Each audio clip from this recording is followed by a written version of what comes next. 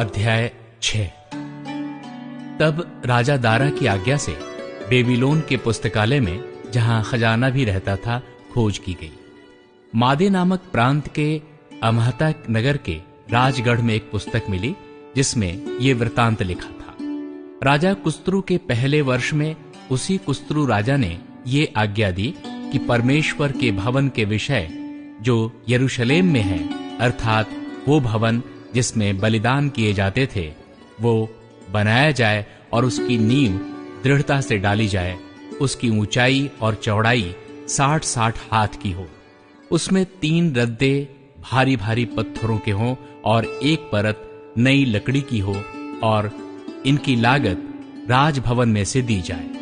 परमेश्वर के भवन के जो सोने और चांदी के पात्र नबूकदनेस्सर ने यरूशलेम के मंदिर में से निकलवाकर बेबीलोन को पहुंचा दिए थे, वो लौटाकर यरूशलेम के मंदिर में अपने अपने स्थान पर पहुंचाए जाए, और तू उन्हें परमेश्वर के भवन में रख देना।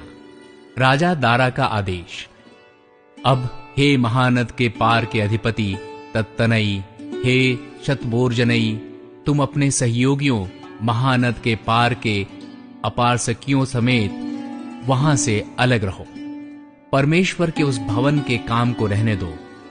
यहूदियों का अधिपति और यहूदियों के पुरनिये परमेश्वर के उस भवन को उसी के स्थान पर बनाएं।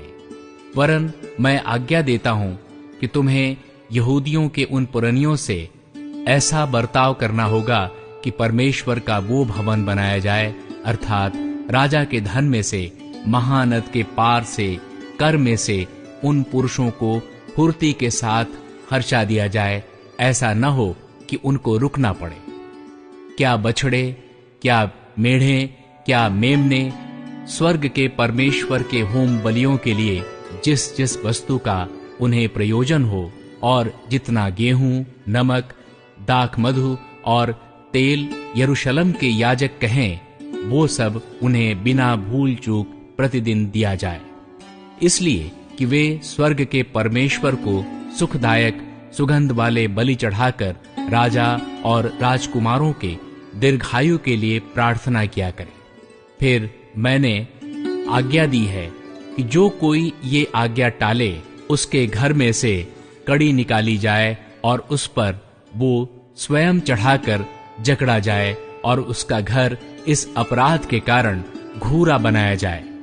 परमेश्वर जिसने वहां अपने नाम का निवास ठहराया है, वो क्या राजा क्या प्रजा, उन सबों को जो ये आज्ञा टालने और परमेश्वर के भवन को जो यरूशलेम में है नष्ट करने के लिए हाथ बढ़ाएं, नष्ट करें। मुझ दारा ने ये आज्ञा दी है, फुर्ती से ऐसा ही करना। मंदिर का निर्माण पूरा होना। तब महानद के इस पार के अधिपति तत्तनई और शतबोर्जनई और उनके सहयोगियों ने दारा राजा के चिट्ठी भेजने के कारण उसी के अनुसार फुर्ती से काम किया। तब यहूदी पुरनिये हाग्गी नबी और इद्दो के पोते जकरयाह के नबूवत करने से मंदिर को बनाते रहे और सफल भी हुए। उन्होंने इस्राएल के परमेश्वर की आज्ञा के अनुसार और फारस के राजा कुस्त्रु, दारा और अर्थक्षत्र की आज्ञाओं के अनुसार बनाते बनाते उसे पूरा कर दिया। इस प्रकार वो भवन राजा दारा के राज्य के 6वें वर्ष में अदार महीने के 3 दिन को बनकर समाप्त हुआ। इस्राएली अर्थात याजक, लेवीय और अन्य जितने बंधुआओं से आए थे, उन्होंने परमेश्वर के उस भवन की प्रतिष्ठा उत्सव के साथ की। उस भवन की प्रतिष्ठा में उन्होंने 100 बैल और 200 मेढ़े और 400 मेमने और फिर सब इस्राएल के निमित्त पाप बलि करके इस्राएल के गोत्रों की गिनती के अनुसार 12 बकरे चढ़ाए।